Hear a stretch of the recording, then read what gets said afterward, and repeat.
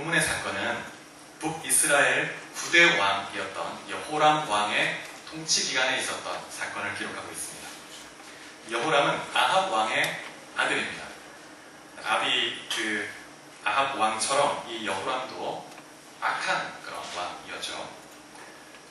이 시기에 북이스라엘의 주적은 북쪽에 위치한 아람 국가였습니다. 그때 아람의 왕은 베나닷이었는데, 이 베나닷은 하닷의 아들이라는 그런 의미인데, 아람 왕의 통치자를 일컫는 말입니다. 애굽의 통치자는 바로죠. 바로. 어떤 고유명사가 아니고 왕을 일컫는 그런 명사입니다. 근데 이 베나닷도 아람의 왕을 칭하는 호칭이네요. 오늘 본문에 이 베나닷 왕이 그의 온 군대를 모아가지고 이스라엘로 쳐들어와서 수도였던 사마리아를 포위했다고 말씀하고 있습니다.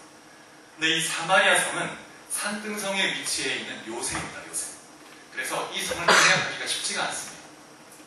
그래서 가장 효율적인 이 사마리아 성을 점령하는 방법은 그 성을 포위하고 그 성 안에 식량이 떨어지기를 기다리는 거예요. 그래서 식량이 떨어지면 항복을 유도하는 것입니다. 그래서 실제로 북이스라엘이 멸망할 때 아시리아에 의해서 멸망했는데, 그때 이 아시리아 군대가 사마리아를 딱 쳐들어와서 포위를 하고 3년을 포위를 했습니다. 3년. 그때 이제 그 이후에 멸망하게 되었죠. 그래서 이전에 이 아람 군대가 여러 차례 이 이스라엘을 공격한 적이 있었습니다. 그런데 그때마다 하나님께서 이 아람 군대가 어디로 쳐들어올지, 어떤 전략을 가지고 이 이스라엘을 공격해 올지 선지자 엘리사에게 다 미리 가르쳐 주셨습니다. 그래서 이 엘리사가 하나님의 말씀을 듣고 왕에게 가서 미리 알려주어서 이 왕이 대비를 했던 거예요. 그래서 이 아람 국가가 아무리 쳐들어와도 이길 수가 없는 거죠. 이스라엘. 그래서 열왕기하 13장에 보면 엘리사가 죽기 전에 요아스 왕이 엘리사를 뭐라고 부르냐면 내 아버지여, 내 아버지여, 이스라엘의 병거와 마병이여, 이렇게 부르고 있습니다. 이제 우리 이스라엘의 아버지 같고 병거와 마병이었던 당신이 죽으시면 우리는 어떡합니까? 그렇게 슬퍼하는 장면입니다. 그래서 엘리사는 선지자인데 그 백성을 위해서 기도하고 하나님 말씀을 증거할 뿐만 아니라 그 민족의 정말 보호막 같은, 성 같은 존재였던 것입니다. 이 말씀을, 이 장면을 보면서 정말 교회가 그 민족의 그런 존재가 되어야 한다라는 그런 생각이 들었습니다. 그럼 교회는 그 민족과 나라에 대해서 선지자 역할을 감당해야 하고 그 나라, 민족을 위해서 기도해야 하는 그런 존재입니다. 교회가 기도하는 한 그 나라는 망하지 않는 거예요. 그래서 교회의 기도가 살아있는 한 그 나라가 절대 무너지지 않습니다. 어쩌면 우리나라는 정말 위기 속에 계속 있어 왔지만 그래도 우리 한국교회가, 우리 선조, 믿음의 세대가 기도로 이렇게 교회를 지켜왔고 나라를 지켜왔습니다. 가난 농군학교를 섬겼던 고 김용기 장로님은 아침마다 이런 고백을 했다고 합니다. 조국이여 안심하라. 조국이여 안심하라. 내가 기도하겠다는 거예요. 내가 의인 10사람 중에 한 명이 되겠다는 거예요. 조국이여 안심하라. 여러분 한 분 한 분이 그런 믿음의 고백을 드릴 수 있기를 축복합니다. 이제까지는 엘리사가 하나님의 계시를 미리 받아서 적의 침입을 왕에게 알려주어서 대비할 수 있었습니다. 그런데 이번에는 하나님이 미리 계시해 주시지를 않으셨어요. 그래서 아람 온 군대가 사마리아까지 밀고 와서 포위를 해버렸습니다. 그런 상태로 상당한 시간이 흘러간 거예요. 그러자 이제 사마리아 성에 식량이 떨어지게 됐습니다. 성내 상황이 굉장히 심각한 상황이 됐는데 이미 비가 오랫동안 오지 않았기 때문에 그런 상태로 성이 포위되고 시간이 흐르게 되니까 이 성내의 식량이 금방 떨어지고 굉장히 심각한 상황이 되어버린 거예요. 어떤 상황이 됐냐면 열왕기하 6장 25절에 보면 나귀 머리 하나가 은 80세겔이고 비둘기 똥 4분의 1 갑이 5세겔이라고 합니다. 은 5세겔. 그러니까 이것들은 평소에는 부정한 것이어서 먹지도 않는 것입니다. 겉들도 보지도 않는데 지금 먹을 것이 없으니까 비둘기 똥조차도 돈을 주고 살 수가 없는 거예요. 귀한 거예요. 그래서 이 비둘기 똥은 이 해석하기가 쉽지 않은 단어인데 어떤 식물의 뿌리 같은 것일 수도 있고 이 절망적 상황을 고려해 본다면 실제로 비둘기 똥일 수도 있습니다. 그래서 이 값이 시세로, 현재 시세로 정확히 어느 정도인지 알 수는 없지만 평소에는 거들떠보지도 않는 것인데 지금 이 시기에 굉장히 비싼 가격에 팔린다는 거예요. 그래서 이렇게 이 사마리아 성의 상황이 심각한데 왕은 이 백성을 위해서 할 수 있는 게 아무것도 없습니다. 그래서 안타까운 마음으로 성 위를 걷고 있었는데 한 여인이 와서 호소하는 거예요. 왕에게. 뭐라고 하냐면 두 여인이 있는데 이 두 여인이 너무 배가 고프고 이대로 있다면 이제 굶어 죽게 될 테니까 차라리 우리 아들, 내가 아들이 있고 너가 아들이 있으니까 오늘은 너의 아들을 우리 삶아 먹자. 어차피 다 죽을 건데 그리고 내일은 내 아들을 삶아 먹자. 이렇게 했는데 사람이 너무 배가 고프고 너무 힘이 드니까 이성을 상실하고 그렇게 하자는 거예요. 그래서 자기 아들을 먼저 삶아 먹은 거예요. 근데 그 다음날 이제 좀 이 요기를 하고 나니까 이 여자가 정신이 돌아온 거죠. 그래서 자기 아들을 숨겨버린 거예요. 그러니까 먼저 자기 아들을 삶아 먹은 이 여인은 정말 견딜 수가 없는 거죠. 그래가지고 왕에게 찾아가서 호소하는 거예요. 여러분 지금 사마리아 성의 상황이 얼마나 비참합니까? 사실 이스라엘이 이런 국가적 위기를 겪고 있는 것은 그 백성들이 또 왕이 하나님께 범죄했기 때문에 하나님이 징계를 내리고 계신 것입니다. 우리가 말씀을 한번 찾아보겠습니다. 레위기 26장 28절 29절 이 앞에 스크린도 보시고요. 또 찾을 수 있는 분들은 또 찾으시고 그래서 레위기 26장 28절 29절 말씀을 같이 한번 읽어보겠습니다. 시작. 내가 진노로 너희에게 대하다되 너희의 죄로 말미암아 7배나 더 징벌하이니 너희가 아들의 살을 먹을 것이요 딸의 살을 먹을 것이며. 레위기 26장은 하나님께서 축복과 저주를 말씀하시는 내용입니다. 그 앞에는 하나님의 언약의 말씀을 쭉 설명하고 26장에서 순종하면 하나님이 축복을 주실 것이고 불순종하면 저주를 주실 것인데 그 중에 하나가 이 말씀입니다. 너희가 아들의 살을 먹을 것이다. 딸의 살을 먹을 것이다. 우리가 한 군데 더 찾아보겠습니다. 신명기 28장. 신명기 28장 53절. 이 신명기 말씀 28장도 축복과 저주의 장이죠. 신명기 28장 53절. 자, 같이 읽어보겠습니다. 시작. 내가 적군에게 애워싸이고 맹렬한 공격을 받아 곤란을 당함으로 내 하나님 여호와께서 내게 주신 자녀 곧 내 몸의 소생의 살을 먹을 것이다. 지금 이스라엘 사마리아 성이 처한 상황과 똑같습니다. 하나님 말씀에 불순종할 때 하나님이 징계의 채찍을 내릴 텐데 그 중에 하나가 성이 포위되고 먹을 게 없어서 자녀를 먹는다는 거예요. 하나님의 징계를 이렇게 받게 된다는 것입니다. 그래서 만약 여호람 왕이 하나님을 경외했다면 이 율법의 말씀을 기억하고 정말 자복하고 회개하면서 온 백성에게 회개를 촉구했어야 됐습니다. 그런데 그렇게 하지 않고 겉으로만 회개한 척합니다. 그래서 옷을 찢고 그 다음에 베옷을 입고 그 다음에 백성들이 그것을 볼 수 있도록 베옷을 슬쩍 보여줘요. 내가 금식하고 있다 이렇게 하면서. 그러면서 뭐라고 하냐면 이 모든 국가적 책임을 선지자에게 책임을 전가시키는 거예요. 열왕기하 6장 31절 말씀 같이 한번 읽어볼까요? 열왕기하 6장 31절 시작. 왕이 이르되 사밧의 아들 엘리사의 머리가 오늘 그 몸에 붙어 있으면 하나님이 내게 벌 위에 벌을 내리실지로다 하니라. 왕이 이 모든 국가적 재난의 상황을 선지자에게 전가하는 거예요. 선지자 때문에 우리가 이런 벌을 받고 있다. 뭐 하고 있냐 도대체 선지자는 이 국가가 이런 위기에 있을 때 구해줘야지. 하나님 계시를 가지고 와서 전해줘야지. 선지자가 게을러서 그렇다. 책임을 전가하는 것입니다.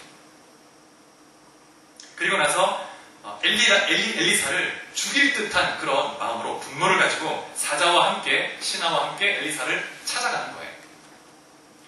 그런데 엘리사 곁에 이미 여러 장로들이 와 있었습니다. 엘리사를 지지하고 엘리사의 조언을 듣기 위해서 많은 국가의 리더들이 또 장로들이 찾아와 있었던 거예요. 그래서 엘리사를 죽이지는 못하고 언제까지 우리가 여호와를 기다려야 되겠습니까? 이렇게 또 호소하죠. 이때 엘리사가 이 여호람 왕에게 하나님 말씀을 전해주는데 오늘 본문 7장 11장 1절의 말씀이 그 말씀입니다. 제가 한번 읽어보겠습니다. 엘리사가 이르되 여호와의 말씀을 들을지어다. 여호와께서 이르시되 내일 이맘때에 사마리아 성문에서 고운 밀가루 한 스아를 한 세겔로 매매하고 보리 두 스아를 한 세겔로 매매하리라 하셨느니라. 이 말씀에 보면 내일 이맘때 하루가 지나면 밀가루와 보리가 가득하게 될 것이고 아주 값싼 가격에 여러분이 사게 될 것이다. 이렇게 말씀하는 거예요. 아주 절망적 상황이어서 먹을 게 없어서 비둘기 똥을 지금 돈 주고 사먹는 상황인데 근데 하루 만에 이 모든 상황이 바뀌어서 이제 값싸게 누구나 양식을 먹을 수 있게 될 거라는 겁니다. 그래서 아주 절망적 상황에서 엘리사가 사람의 생각으로는 불가능할 것처럼 보이는 그런 말씀을 대언해 주는 거예요. 그래서 이게 너무 불가능할 것 같으니까 이 말을 듣고 있었던 여호람 왕의 장관이 이렇게 대답을 합니다. 2절에 보면 여호와께서 하늘에 창을 내신들 어찌 이런 일이 있으리요. 그러자 엘리사가 이렇게 얘기하죠. 너가 너의 눈으로 보리라. 그러나 그것을 먹지는 못하리라. 믿음이 있는 사람은 하나님의 약속의 성취를 누립니다. 믿음이 없는 사람은 그 하나님의 약속이 성취될 때 그 역사를 하나님의 은혜를 누리지 못해요. 창을 내신다는 말은 어떤 의미냐면 이미 오랫동안 하늘이 닫혀 있었다는 거예요. 비가 오지 않아서 기근이 있었다는 거예요. 그런데 지금 성이 포위된 상태니까 얼마나 힘들겠습니까? 그런데 하나님이 만약에 노아의 홍수 때처럼 하늘을 열어서 비를 홍수 때처럼 막 내려주어도 그래도 어떻게 하루 만에 곡식이 자라서 추수할 수가 있겠느냐 이렇게 말하고 있는 것입니다. 그래서 이 왕의 장관은 하나님의 말씀을 듣고도 도저히 자기의 그 이성적 판단으로는 어떻게 그게 가능해? 불가능하지. 이렇게 대답을 하는 거예요. 여러분, 하나님의 말씀은 우리 자신의 이성을 뛰어넘을 때가 너무나 많습니다. 그래서 하나님의 역사를 체험하기 위해서는 믿음이 필요합니다. 믿음의 사람이 기적을 체험하는 것입니다. 저는 기도하는 것이 있습니다. 하나님, 사람이 하는 목회를 하고 싶지 않습니다. 하나님이 하는 목회를 하게 해주십시오. 그래서 사람이 세워가는 것이 아니라 하나님이 세워가는 거예요. 그러면 하나님만이 하실 수 있는 역사를 행하시는 것입니다. 우리 인간이 우리가 하나님 백성으로 열심히 우리가 할 수 있는 최선을 다해야 하지만 우리가 그것만 의지하면 우리 할 수 있는 만큼만 할 뿐이에요. 그러나 우리가 최선을 다하며 하나님을 전적으로 의뢰하며 신뢰할 때 하나님만 하실 수 있는 역사, 우리 주님 사랑교회가 그러한 역사를 체험하고 하나님만이 세울 수 있는 그런 교회로 온전히 서갈 수 있기를 축복합니다. 아멘. 우리도 때로 하나님 말씀에 왕의 장관처럼 반응할 때가 있지 않습니까? 그렇죠? 하나님이 말씀하시고 약속하셔도 믿기가 어려운 거예요. 내 인간적 어떤 판단으로 현실을 볼 때. 그래서 나의 좁은 틀 안에서 주의 말씀을 보기 때문에 주님의 역사를 경험하지 못할 때가 참 많습니다. 그래서 오늘 이 본문의 말씀에 이성적으로 판단했던 이 장관에 대해서 엘리사가 이렇게 책망합니다. 너가 너의 눈으로는 보겠지만 먹지는 못할 것이다. 17절 이후를 보면 엘리사의 이 말씀이 그대로 성취됩니다. 여호와의 말씀대로 이 장관이 죽임을 당합니다. 비참하게 밟혀 죽습니다. 많은 백성이 하나님의 말씀이 성취됐을 때 그 성취된 은혜와 복을 누리기 위해서 막 달려가는데 그 발에 밟혀 죽어요. 비참하죠. 여러분, 자연계에 자연 법칙이 있듯이 하나님의 나라에도 영적인 법칙이 있습니다. 하나님 나라에 아주 명확한 법칙이 있어요. 영적인 법칙을 알면 우리는 하나님의 생명과 축복을 풍성히 누리며 살게 됩니다. 많은 성도들이 그러한 하나님의 영적 법칙을 잘 모르고 있는 것 같아요. 무엇보다 중요한 법칙 중에 하나가 믿음의 법칙입니다. 믿음의 법칙. 예수님은 공생의 사역 가운데 많은 기적을 행하실 때 믿음을 보시고 고쳐주십니다. 믿음을 보시고 구원해 주십니다. 우리가 말씀을 한번 찾아보겠습니다. 히브리서 11장 6절. 히브리서 11장 6절 말씀. 자, 이 앞에 스크린도 보시고 같이 한번 읽어보도록 하겠습니다. 시작. 믿음이 없이는 하나님을 기쁘시게 하지 못하나니 하나님께 나아가는 자는 반드시 그가 계신 것과 또한 그가 자기를 찾는 자들에게 상 주시는 이심을 믿어야 할지니라. 믿음이 없이는 하나님을 기쁘시게 할 수가 없다는 거예요. 믿음을 가지고 하나님께 나아갈 때 하나님이 반드시 살아계신 것, 또 하나님은 자신을 찾는 자들에게 반드시 응답하시고 상 주시는 분이라는 것을 믿고 나오라는 거예요. 우리가 한 구절 더 찾아보겠습니다. 야고보서 1장 6절부터 8절. 야고보서 1장 6절부터 8절. 자, 이 앞에 스크린도 보시고요. 6절부터 8절 같이 한번 읽어보겠습니다. 시작. 오직 믿음으로 구하고 조금도 의심하지 말라. 의심하는 자는 마치 바람에 밀려 요동하는 바다 물결 같으니 이런 사람은 무엇이든지 주께 얻기를 생각하지 말라. 두 마음을 품어 모든 일에 정함이 없는 자로다. 믿음으로 구하고 조금도 의심하지 말라고 말합니다. 기도하고 구하는 것은 받은 줄로 믿으라, 이렇게 주님께서도 말씀하셨죠. 근데 기도하고 구했는데 의심하고, 주님이 주실까? 될까? 이렇게 의심하고 불안해하고 주님을 신뢰하지 못하는 사람에게는 무엇이든지 얻기를 생각하지 말라 얘기하는 거예요. 여러분, 아브라함은 로마서에 보면 이렇게 말하고 있습니다. 아브라함은 바랄 수 없는 중에 바라고 믿었다고 얘기합니다. 100세 된 노인이 어찌 자식을 가질 수 있겠습니까? 그런데 생물학적으로, 의학적으로 이게 불가능한 일인데 바랄 수 없는 중에 아브라함은 믿었다는 거예요. 그 약속을 붙들고 의심치 않았다고 얘기합니다. 그래서 약속하신 그것을 하나님이 이루실 것이다 믿었고, 하나님은 그 믿음을 보고 의롭게 여기셨다, 이렇게 말합니다. 그리고 하나님이 실제 아들을 주신 것을 체험한 것이죠. 여러분 안에 이러한 아브라함 같은 믿음이 있기를 축복합니다. 우리가 아브라함을 믿음의 조상이라고 말합니다. 로마서에서 기록하고 있는데, 그것은 아브라함 같은 믿음을 가진 사람이 그리스도인이라는 거예요. 여러분, 한 분 한 분이 이런 아브라함 같은 믿음으로 주님의 역사를 체험하고, 우리가 그렇게 주의 역사를 체험하며 주의 몸된 교회를 세워갈 수 있기를 축복합니다.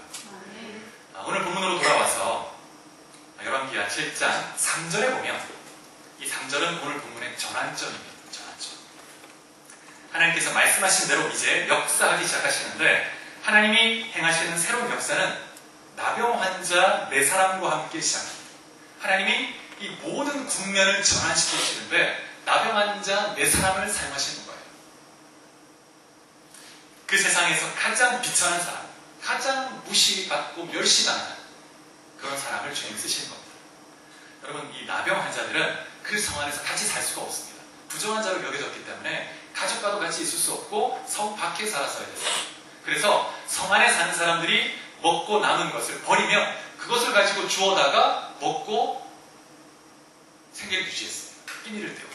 그런데 성 안에 지금 음식이 없는 상태니까, 비둘기 똥을 사먹는 상태니까 이 거지들은 어떻겠습니까? 이 나병 환자들은 거의 죽음 일보 직전인 거예요. 아무것도 먹을 게 없고 며칠을 굶었는지 알 수가 없습니다. 나무 뿌리, 풀 뿌리 뜯어먹고 있었겠죠. 그런데 오늘 본문 4절에 보면 이 문둥병자, 이 나병 환자가 서로 이렇게 말하기 시작합니다. 성에 들어가면 함께 굶어 죽을 것이다. 먹을 게 없으니까. 그러니 차라리 우리가 아람 군대에게 가서 항복하자. 그러면 혹시 우리를 뭐 죽이면 어쩔 수 없고 어차피 여기서도 죽으니까 혹시 우리에게 양식을 줄 줄 아냐. 차라리 그걸로 가자.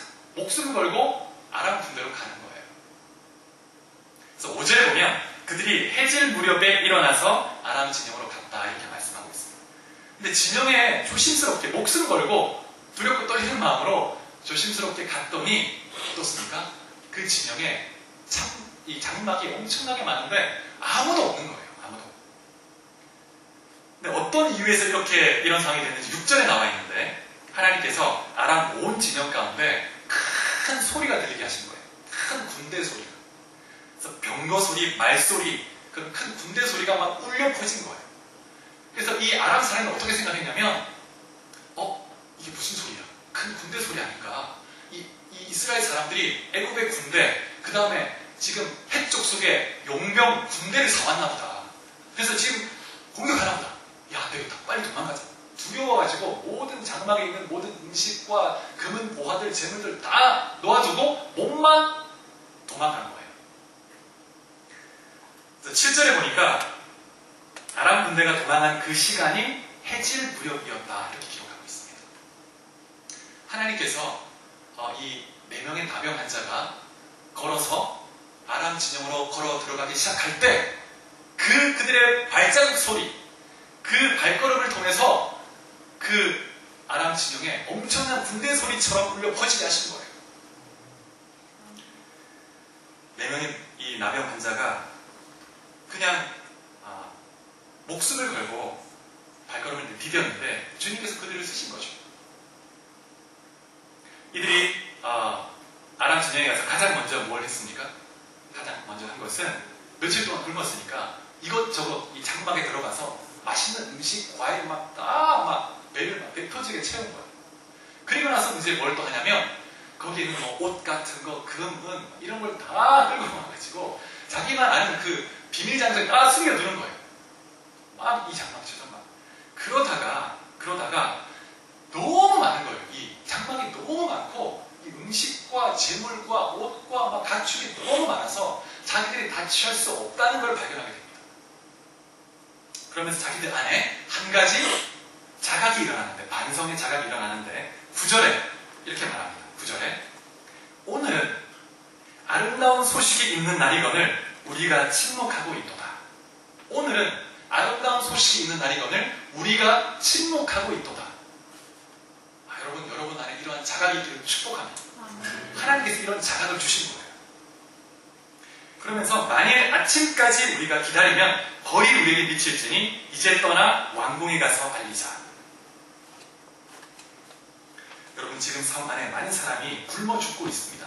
그런데 지금 이 나병 환자들은 자기 배를 배불리 채우고 있는 거예요. 나머지 음식들은 그냥 썩어 없어지겠죠. 근데 그렇게 썩어져 없어지도록 내버려 두고 그냥 자기 배만 채우는 것은 분명히 죄악이라는 자각을 하는 거예요. 이 나병 환자들이 지혜가 있는 거예요. 겸손한 거예요. 만약 우리가 이 소식을 알리지 않는다면 이 엄청난 이 어떤 벌을 어떻게 감당하겠느냐. 그래서 사마리아로 가서 이 기쁨의 소식을 전하는 거예요.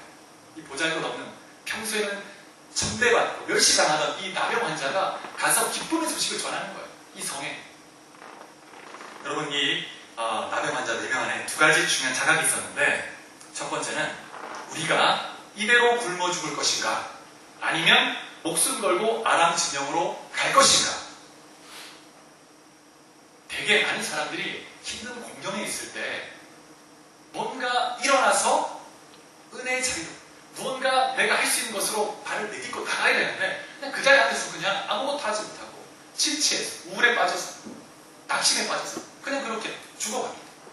그런데 이 4명의 나병 환자 안에 우리가 이대로 죽을 것인가 아니면 목숨 걸고 발걸음을 디뎌서 아람들 한번 가볼 것인가 이런 자각이 일어나는 거예요.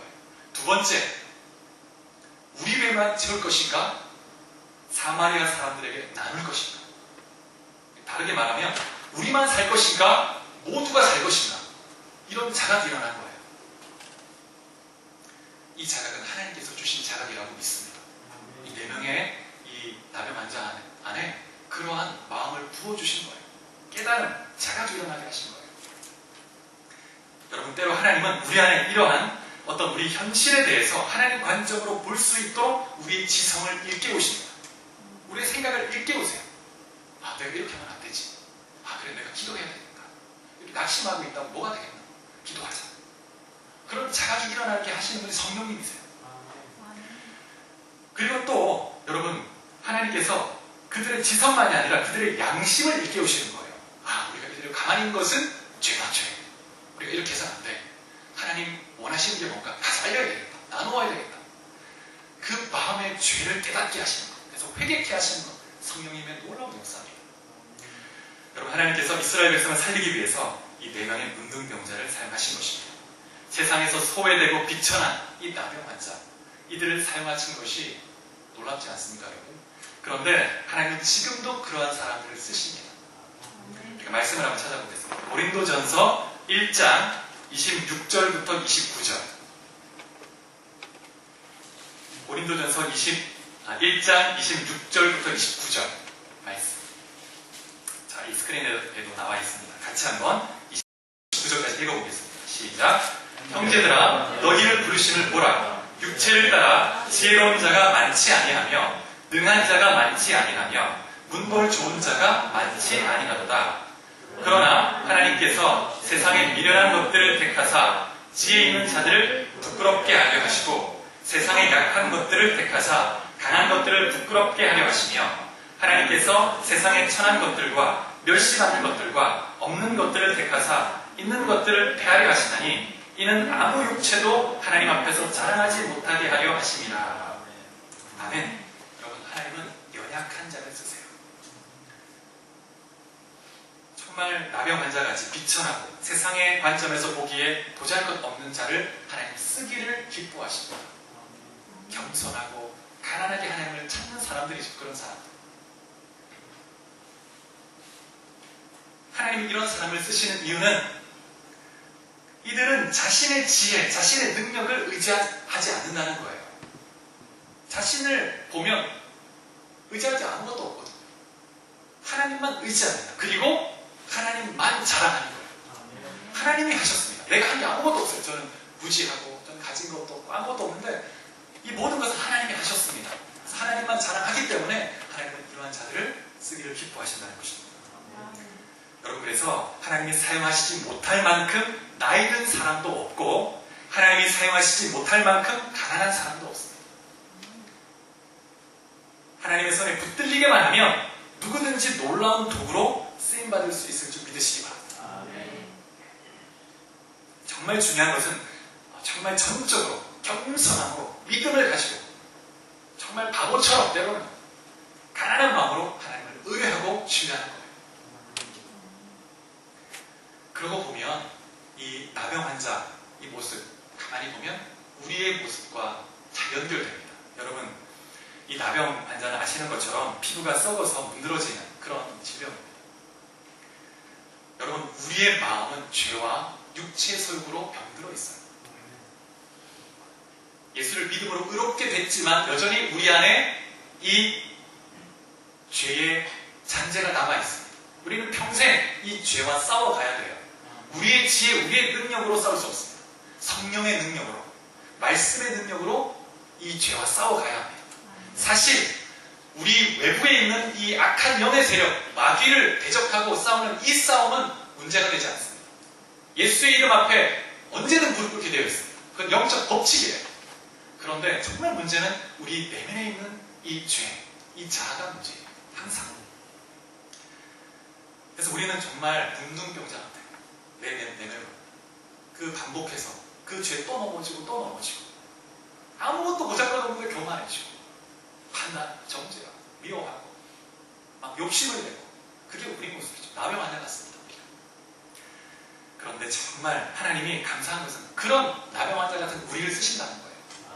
우리를 깨우치시고 은혜를 부어주시고 회개케 하시고 은혜를 주셔서 성령을 주셔서 그런 우리를 쓰신다는 거예요. 그런 우리를 쓰시는 이유는 하나님만 자랑하라.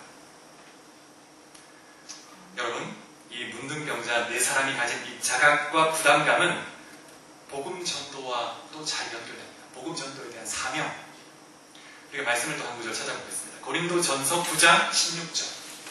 고린도전서 9장 16절 말씀.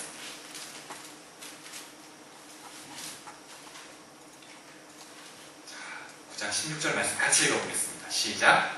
내가 복음을 전할지라도 자랑할 것이 없으면 내가 부득불 할 일임이라. 만일 복음을 전하지 아니하면 내게 화가 있을 것이로다. 지금 나병 환자가 했던 고백과 똑같은 고백입니다. 사도 바울이 고백하고 있습니다. 그럼 우리도 동일한 부담감, 책임감을 가져야 할 필요가 있습니다. 그럼 세상 사람들은 죄와 마귀의 세력에 포위된 채 생명의 양식이 없이 죽어가고 있습니다. 그대로 죽으면 영원한 지옥 형벌에 떨어지게 됩니다. 여러분, 천국과 지옥이 분명히 있다는 것을 믿으시죠? 근데 멀리 있는 것처럼 우리가 생각할 때가 많아요. 우리가 이 땅에 온 것은 이렇게 나이대로 오지만 이 세상을 떠나는 것은 나이대로 가지 않지 않습니까? 그런 말을 많이 하죠. 여러분, 정말 천국과 지옥이 분명히 있습니다. 예수를 믿는 믿음 외에는, 예수의 보배로운 피로 정결케 된 것 외에는 천국 갈 수가 없어요. 분명히 지옥이 있습니다. 근데 이 세상의 사람들은 마귀의 세력에 포위된 채 굶어 죽어서 결국 이제 지옥이 떨어질 거예요. 근데 우리에게는 생명의 양식이 있습니다. 복음이 있고 은혜가 있고, 그런데 우리 안에 이 나병 환자와 같은 똑같은 자각이 있어야 돼요. 나만 살 것인가? 함께 살 것인가? 나만 먹을 것인가? 그들에게도 나눌 것인가?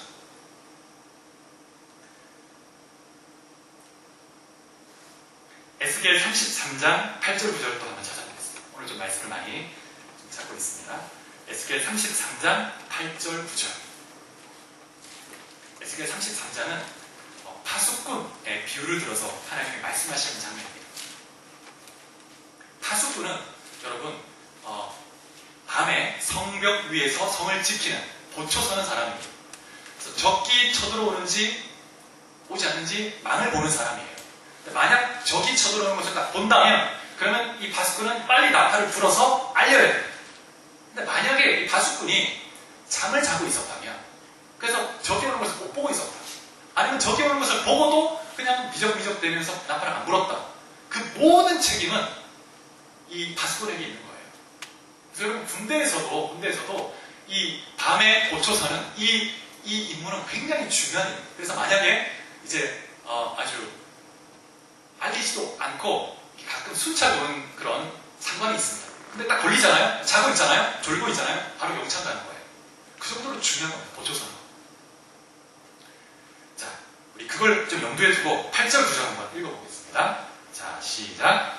가령 내가 악인에게 이르기를 악인아 너는 반드시 죽으리라 하였다 하자. 내가 그 악인에게 말로 경고하여 그의 길에서 떠나게 하지 아니하면 그 악인은 자기 죄악으로 말미암아 죽으려니와 내가 그의 피를 내 손에서 찾으리라. 그러나 너는 악인에게 경고하여 돌이켜 그의 길에서 떠나라고 하되 그가 돌이켜 그의 길에서 떠나지 아니하면 그는 자기 죄악으로 말미암아 죽으려니와 너는 내 생명을 보존하리라. 여러분, 너무나 엄중한 경고의 말씀입니다. 만약 이 악인에 대해서 하나님이 심판해야 되겠다 딱 말씀하셨을 때 그 말씀을 들었다면 가서 경고하라는 거예요. 경고를 하라는 거예요. 빨리 돌이키도록. 그런데 만약 그가 그 경고를 듣고도 돌이키지 않아서 벌을 받고 하나님의 징계를 받았다, 그 책임은 그 영혼에게 있다는 거예요. 그러나 그 경고를 알고도, 멸망의 길을 가고 있는 걸 알고도 보고도 그냥 내버려 둬서 그가 멸망했을 때는 그 책임을, 그 핏값을 우리에게 돌리겠다는 거예요. 물으시겠다는 것이죠. 그래서 오늘 본문의 7장 마지막 부분에 보면 어떤 징벌이 내려지는지 잘 보여줍니다. 문둥병자들이 이 아름다운 소식을 사마리아 성에 알려줬을 때 여러분, 왕이 어떻게 반응합니까? 여전히 불신하고 있습니다. 불신해요. 장관도 그렇습니다. 그래서 아마 이거는 이 아람 적군들이 이 문둥병자를 스파이로 써서 성문을 열어서 백성들이 나오게 해서 죽이려고 하구나, 그런 작전일 거라고 의심하는 거예요. 그런데 그 중에 그 신하 중에 한 사람, 지혜로운 신하가 있었어요. 이런 그 지혜로운 사람이 곳곳에 숨어 있어요. 불신의 사람들 중에 지혜 있는 사람이 참 별처럼 빛나면서 그 공동체를 살아나게 하고 진리의 길로 이끌어주는 거예요. 그런 지혜의 사람이 많아야 됩니다. 여러분, 모두에게 지혜가 충만하기를 축복합니다. 이 사람이 뭐라고 얘기하냐면, 이렇게 있다가는 다 죽을 수 있습니다. 그렇다고 우리가 문을 또 열지 않고 그대로 죽을 겁니까? 그러면 우리에게 남아있는 말이 있으니까 한번 정탐하는 사람을 실어서 한번 정탐을 하게 해보자. 그래서 이제 한번 알아보고 우리가 문을 열면 되지 않습니까? 열지 않든지 열든지. 그래서 이제 왕이 그렇게 결정하는 거예요. 여러분, 하나님의 사람은 현실의 상황을 하나님 관점으로 봅니다. 그 상황을 믿음을 가지고 바라봐요. 그러면 지혜가 생기는 것입니다. 지혜는 믿음에서 나와요. 믿음에서. 믿음을 가지면 지혜가 따라옵니다. 그래서 이제 정탐 나간 자들이 요단강까지 수색을 했지만 아람 군대는 찾을 수가 없었습니다. 다시 돌아와서 그 소식을 알렸고, 이제 백성들이 성문을 열고 막 구름대처럼 확 밀고 나가는 거예요. 마치 출애굽에서 애굽에서 이제 하나님의 권능의 역사로 출애굽하는 그 백성들의 행렬처럼 확 몰려나가는 겁니다. 근데 그때 이제 믿음이 없었던, 불신했던 그 장관은 성 입구에서 밝혀 죽습니다. 비참한 최후를 맞이하죠. 그래서 17절 이후를 보면 하나님 말씀대로 되었다는 표현이 4번이나 반복됩니다. 하나님 말씀대로, 하나님 말씀대로, 하나님 말씀대로, 하나님 말씀대로. 여러분, 불신에 사로잡힌 이성은 그 사람을 죽음으로 몰아넣는다는 것을 기억하십시오. 그냥 앉아서 죽는 거예요. 이게 마귀가 노리는 전략입니다. 야, 그렇게 해서 되겠냐? 그냥 나쁜 소리 듣지 말고 그냥 그대로 너 그냥 있어. 사단의 전략이죠. 그렇게 수동적 입장을 취하게 만들고 소극적이고 그렇게 머물러 앉아서 그냥 죽게 만드는 거예요. 여러분, 한 사람이 강변을 따라서 자기 일터로 가고 있었습니다. 그런데 어떤 사람이 마주 내려오는데 이런 이야기 하는 거예요. 아주 태연하게 지금 강 상류에서 비가 많이 와서 지금 이 강둑을 넘을 것처럼 보입니다. 이런 얘기를 하는 거예요. 너무 태연하게. 그래서 이 사람이 이렇게 얘기했습니다. 아니, 지금 물이 그렇게 넘치고 올 것 같으면 강 하류에는 나중에 강이 범람해서 많은 사람이 죽게 될 텐데 그렇게 태연하게 얘기하십니까? 가서 알려야 될 것 아니요? 이렇게 막 따졌습니다. 그리고 자기 짐을 내려두고 자기 가야 될 길을 제쳐둔 채 그냥 달려 내려가서 강 하류에 가서 사람들에게 막 알린 거예요. 빨리 지금 피하시라고. 지금 강 상류에서 지금 물이 지금 범람해가지고 지금 하류에 오면 지금 엄청난 홍수가 날 거라고. 빨리 피하라. 그래서 많은 사람을 살렸다는 거예요. 여러분, 지금 제가 예화를 말씀드렸는데 이 예화 안에 두 종류의 사람이 있습니다. 한 사람은 이 강들을 넘어서 범람할 것을 알면서도 그냥 편안하게 자기 갈 길을 가는 사람이 있고, 한 사람은 범람한다는 소식을 듣고 자기 갈 길을 제쳐두고 달려가서 사람들에게 그 소식을 알리는 이 두 종류의 사람이 있는 거예요. 자, 여러분, 나는 어떤 사람인가 한번 자문해 보십시오. 나는 어떤 사람인가? 우리 주님 사랑교회는 어떤 교회인가? 어떤 교회인가? 여러분, 주님은 반드시 책임을 물으실 것입니다. 반드시. 지난 한 주간 동안 맥주 감사 주일을 맞아서 좀 개인적으로 상반기를 돌아보며 하나님 어떤 은혜를 주셨는지 감사하면서 이렇게 기도하면서 시간을 보냈습니다. 그러면서 하나님께서 열매를 기뻐하실까? 내가 어떤 열매를 드릴 때 기뻐하실까? 기도하면서 하나님이 가장 기뻐하시는 열매는 여러분 뭘까요? 영혼의 열매를 드리는 것. 영혼의 열매를 드리는 것, 하나님이 가장 기뻐하시는 열매인 거죠. 정말 잃어버린 영혼들의 마음에 복음의 씨앗을 열심히 뿌려서 그 영혼이 이제 주스로 결실해서 그 영혼의 열매를 주님께 올려드리는 것. 하나님이 가장 기뻐하십니다. 가장 큰 상급을 주실 거예요. 그래서 여러분, 전도하는 것은 밭에 씨앗을 뿌리는 것과 똑같습니다. 그래서 만약 이 씨를 뿌리지 않으면 절대 거두는 게 없을 거예요. 반드시 씨를 뿌려야만 열매를 거둡니다. 뿌리지 않으면 아무것도 없습니다. 만약 우리 주님 사랑교회가 복음의 씨앗을 뿌리지 않는다면 10년이 지나도 20년이 지나도 열매를 거둘 수 없습니다. 씨를 뿌려야 돼요. 근데 꼭 기억해야 될 것이 있는데, 때로 내가 씨를 뿌려도 그리고 씨를 뿌리고 열심히 땀 흘리면서 물을 주고, 근데 그 열매를 어때요? 내가 취할 수 있나요? 다른 사람이 취할 때가 있어요. 그럼 좀 억울할 때가 있죠. 나는 열심히 씨를 많이 뿌리는데 또 결실이 잘 안 될 때도 있어요. 낙심도 되죠. 네, 여러분 꼭 기억해야 될 영적 법칙이 있습니다. 여러분, 하나님은 심은 대로 거두게 하십니다. 복음의 씨앗을 뿌리면 반드시 거두게 하시는데, 내가 거두게 하실 때가 있지만 그 씨앗의 열매를 다른 사람을 통해서 거두게도 하시는데, 그 열매를 거두실 때 우리도 같이 상급을 받아요. 그리고 나도 내가 뿌리지 않는 씨앗에 대해서 열매를 거둘 수 있습니다. 내가 씨를 뿌리면 그 씨앗에 대한 열매를 그곳에서 못 얻을 수 있지만 다른 곳에서 주님이 얻게 하세요. 반드시 뿌린 만큼 거두게 하십니다. 근데 그 영혼도 가만히 보면 내가 뿌려서 바로 데리고 왔는데 보니까 이전에 복음을 들어본 적 있는 사람인 거예요. 이미 누군가 씨를 뿌려놓은 거예요. 물도 주어도. 영적 법칙입니다. 뿌린 대로 거두는 거예요. 뿌린 대로. 열심히 뿌려야 돼요. 복음의 씨앗을. 여러분, 그래서 씨를 뿌리지 않으면 추수할 때 꼭 씨가 없게 되고, 그리고 이제 그 가을을 지나서 겨울이 되면 다 굶어 죽는 거예요. 그래서 전도가 없는 교회는 근근히 호흡만 이어가는, 호흡기로 생명을 연명하는 그런 교회가 될 수 있습니다. 그러다가 결국에는 갈등이 일어나거나 나중에는 사라지겠죠. 여러분, 이번 코로나 때 교회가 10,000개 가까운 교회가 사라졌습니다. 한국 교회 중에. 충격적이죠.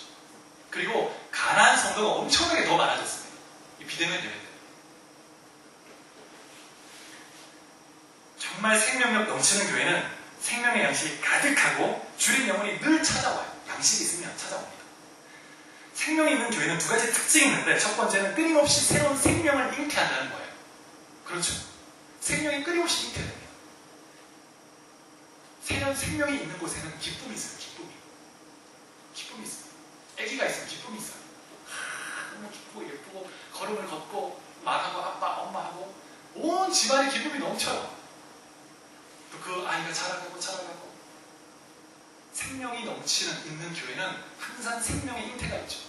그 다음에 두 번째 특징은 성숙함이 있다는 거예요. 생명은 자라가는 거거든요.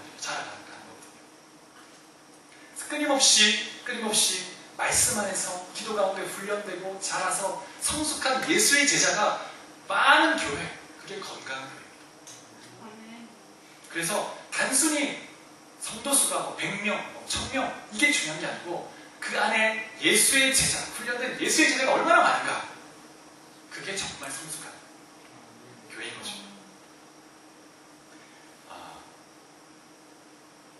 그래서 여러분, 정말 우리가 더 기도하면서 복음의 씨앗을 열심히 뿌려야 합니다. 여러분, 삶 속에 열심히 복음의 씨앗을 뿌리십시오. 반드시 거두게 하실 수 있습니다. 제가 그래서 이번 주에는 전도지를, 요즘 전도지가 물티슈 전도지도 있고, 그 다음에 마스크도 전도 마스크가 있더라고요. 그래서 좀 주문을 하려고 계획 중에 있습니다. 그래서 여러분에게 좀 나눠드리면 여러분의 삶에서 언제든지 또 우리가 또 시간도 정해서 같이 전도하기도 하고 이렇게 하면 좋을 것 같습니다. 저희 가정이 2015년에 진주에서 개척을 했었는데 말씀을 여러 번 드렸었죠. 동력자 없이 6개월 동안 정말 맨 땅에 헤딩하는 그런 사역을 했습니다. 6개월 동안 청년 자매 1명만 나왔었고요. 1명도 성도가 없었습니다. 6개월 동안 제가 태어나서 정말 평생 해야 될 전도를 그때 다 한 것처럼 열심히 했던 것 같습니다.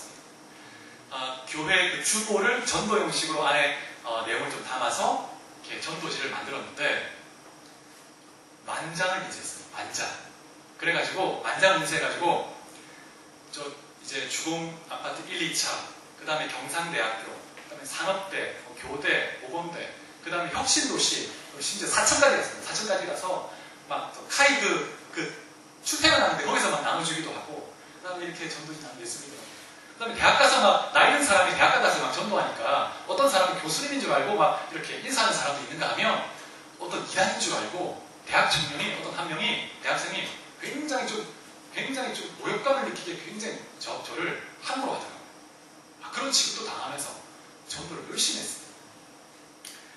그래서 정말 그때 아내하고 같이 열심히 별의별 것을 다 한 것 같아요. 근데 이제 그해 여름에 성경학교를 했는데, 성경학교 하는데 아이들이 20명이 나왔어요. 한 명도 없는데 20명이 나왔습니다. 그리고 한 10명 정도가 정착을 했습니다. 아이들이. 그래서 어른 성도가 아무도 없는데 애들만 10명이 모이는 교회가 된 거예요.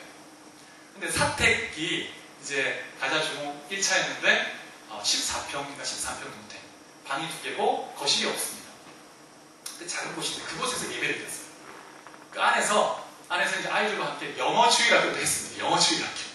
그러면서 막 영어 찬양하고 막 이렇게 하면서 근데 한 2달 후에 생각지도 않았고 중간에 아는 어떤 다리도 없는 어떤 한 가정이 나오는 거예요.